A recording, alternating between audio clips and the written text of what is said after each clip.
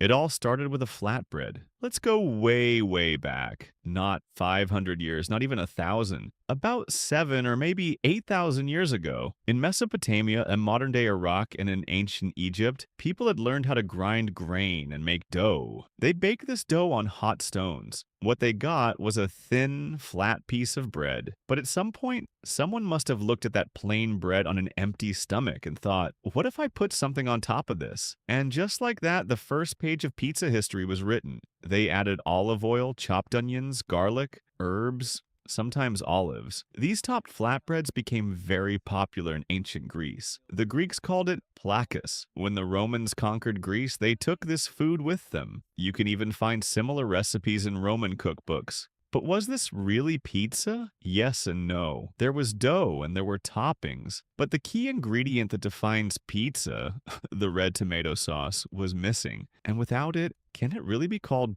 pizza? The missing piece. Where were the tomatoes? Here's where the story gets really interesting. For a very long time, tomatoes were completely unknown in Europe. Why? Because tomatoes were native to the Americas. Until Columbus arrived in 1492, Europeans had never even seen them. But here's the strange part. When tomatoes first arrived in Europe, people were afraid to eat them. They believed this red fruit is poisonous. In England and Northern Europe, tomatoes were even nicknamed poison apples. Just imagine that. Today we can't imagine pizza without tomatoes, but back then people were too scared to even taste them. History can be quite strange. In southern Italy, especially in the city of Naples, poor people weren't afraid to try this poisonous fruit. They didn't have much to lose. Hunger was stronger than fear. In the 17th century, in the narrow streets of Naples under the shadows of wooden houses, people spread tomatoes over their flatbread and baked it. And suddenly, something incredible happened. The slightly sour tomato created a vibrant color on the baked dough. The smell was amazing. The taste? Impossible to describe with words. By the 18th century, Naples was one of the most crowded and lively cities in Europe. The streets were always noisy. Fishermen, blacksmiths, children, merchants, and among them were pizza makers carrying wooden trays on their heads. They were called pizzaiolos. They experimented with different toppings. Some added olive oil, some salt, others herbs. At that time, pizza wasn't for the rich.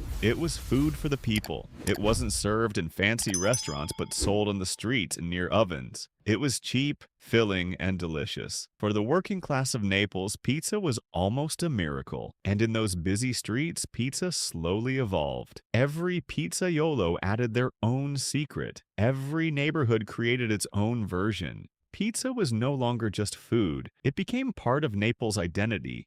Year 1889. Queen Margherita of Savoy of Italy visits Naples with King Umberto I.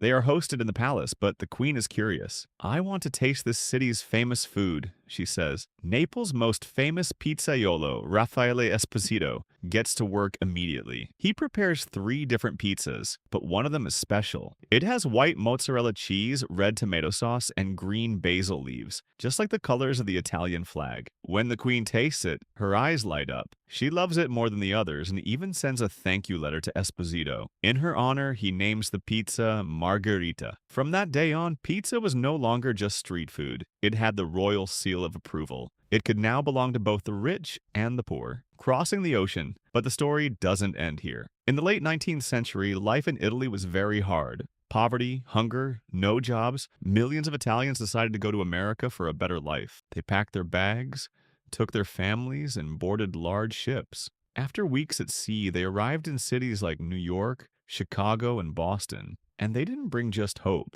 They brought pizza. In 1905, an Italian named Gennaro Lombardi opened what is considered the first pizzeria in America, Lombardi's. When Americans first tasted pizza, they were surprised. "What is this?" they asked. They took one bite, then another, and they fell in love instantly, spreading around the world. Americans didn't just love pizza, they transformed it. In Chicago, they created deep dish pizza with thick crusts. In New York, large thin slices became popular. Every city developed its own style. After World War II, American soldiers returning from Europe brought pizza back home with them. In the 1950s and 60s, pizza spread across the globe. It reached Japan, Brazil, Australia, and Turkey. From big cities to small towns, pizzerias opened everywhere. What started as a poor person's flatbread with tomatoes in Naples had now traveled the entire world. Let me tell you a secret. The next time you take a bite of pizza, think about this. In that single bite, you're tasting thousands of years of history. From the flatbreads of Mesopotamia to ancient Greek tables, from the hungry streets of Naples to Queen Margarita's palace, from immigrant ships crossing the ocean to the busy streets of New York, and from there to your plate.